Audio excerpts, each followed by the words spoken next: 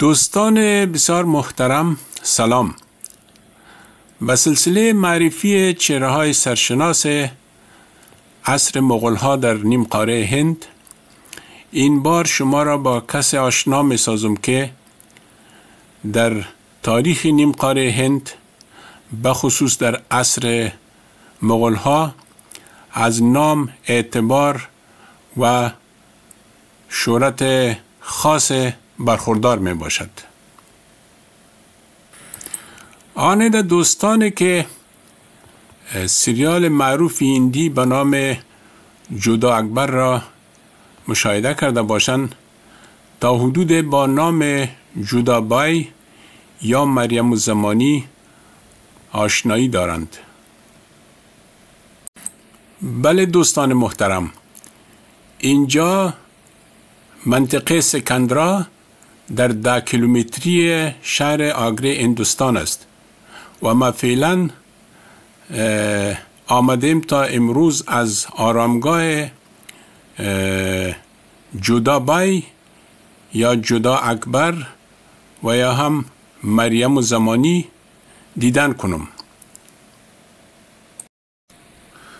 دوستان گرانقدر، داستان عشق ملکه جودا ملقب به مریم الزمان یا مریم الزمانی و جلال الدین محمد اکبر حکایت از عشق واقعی دو دلداده است که سبب شد پیوندهای دوستی میان ادیان اسلام و هندو را استحکام ببخشد و الگوی خوب شود برای آنان که در این مسیر قدم میگذارند.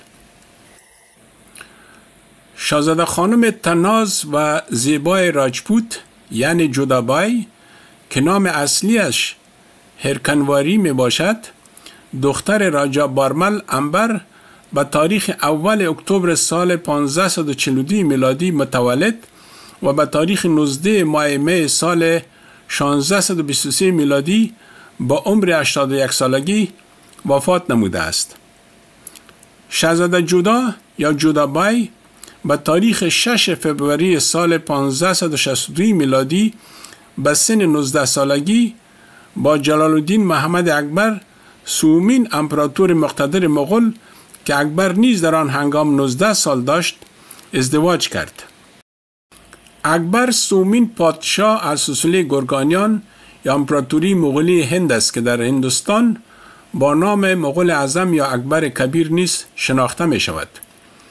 او پادشاه خیرخواه، شجاع و خردمند بود و از وی در کنار اشوکا با عنوان یکی از تاثیرگذارترین پادشاهان در تاریخ هند و بزرگترین پادشاه آن سرزمین یاد کردند. این پادشاه مسلمان با شاهزاده خانم راجپوت ازدواج کرد تا پیوند میان ادیان اسلام و هندو را تحکیم ببخشد.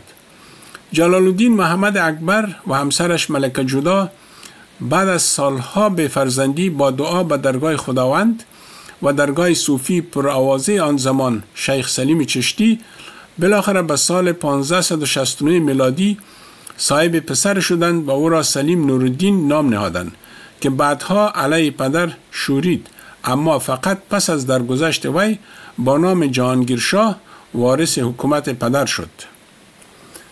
شاهزاده جودابای مادر جهانگیر، جانشین اکبر و مادرکلان شاهجهان سازنده تاج محل می باشد. مراسم عروسی جودا و اکبر به تاریخ 6 فوریه سال 1562 میلادی در منطقه سنبار در نزدیکی شهر جیپور ایالت راجستان برگزار شد. شاهزاده جودا سومین زن اکبر بعد از رقیه سلطان بیگم و سلیمه سلطان بیگم بیوی جنرال ارشد دولت اکبر یعنی بهرام خان می باشد. میزان عشق اکبر نسبت به جودا تا حدی بود که جودا تا آخرین لحظه زندگی هندو باقی ماند. بعد از آن که خداوند پسرش جهانگیر را به وی هدیه کرد، به جودا لقب مریم الزمان عطا گردید که وی با افتخار آن را پذیرفت. بعد از تولد جهانگیر، سلیم نورالدین محمد به تاریخ 30 آگوست 1569 میلادی وی برای همیشه لقب مریم الزمان را به خود اختیار کرد. ملکه جودا یگانه ملکه غیر مسلمان بود که از احترام والا در میان سلسله مغول‌ها برخوردار بوده است. بعدها در کنار مریم الزمان لقب ولی نعمت بیگم نیز به وی عطا گردید. عروسی اکبر با جودا سبب گردید تا جلال الدین محمد اکبر به حیث شاه کل هندوستان مورد قبول و احترام خاص هندو و مسلمان قرار گیرد. جلال الدین محمد اکبر آنقدر جودا را دوست می داشت و با عقایدش احترام قائل بود که به وی اجازه داده بود تا در قصرش معبد هندو برای عبادت بسازد. مریم الزمانی با نام اصلی جودابای محبوب ترین ملکه اکبر کبیر و با نفوذترین ملکه مادر در زمان سلطنت پسرش جهانگیرشاه امپراتور گورکانیان هند بود. او شاهدخت از قبیله راجپوت بود.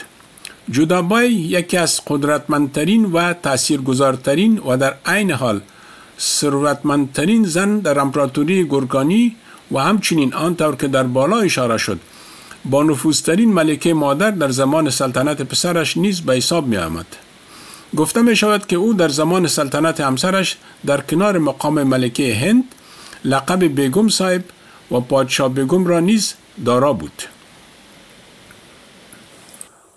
خب دوستان بسیار محترم، این بود معلوماتی که ما در مورد ملکه جودا جمع‌آوری کرده بودم و حضور شما تقدیم کردم و ما آرزومند هستم که این نکات یا معلومات جمع‌آوری شده مورد توجه و علاقه‌مندی شما قرار گرفته باشد.